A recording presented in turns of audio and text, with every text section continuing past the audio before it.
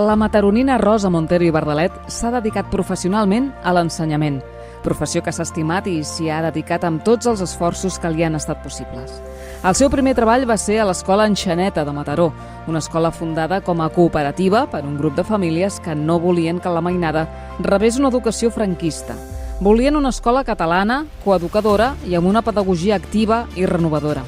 La segona escola on va treballar fou el grup d'Escoles Mataró, un centre amb un alumnat plural i divers socioeconòmicament.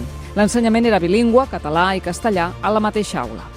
Posteriorment s'incorporà a la cooperativa de mestres Bons Amics, en aquells temps guarderia laboral.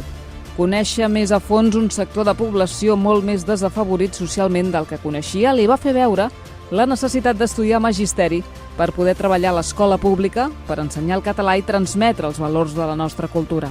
Després del seu pas per diferents escoles, on la majoria de l'alumnat eren fills d'immigrants, començà a treballar al Servei d'Ensenyament del Català com a assessora del programa d'immersió lingüística.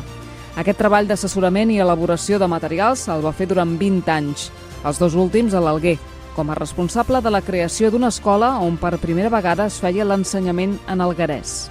Va acabar la seva carrera professional fent de directora a l'escola El Congost de Canovelles, escola on un 70% de l'alumnat era nouvingut. El principal objectiu, a més d'ensenyar català, va ser que aquesta llengua fos la d'ús habitual de l'escola.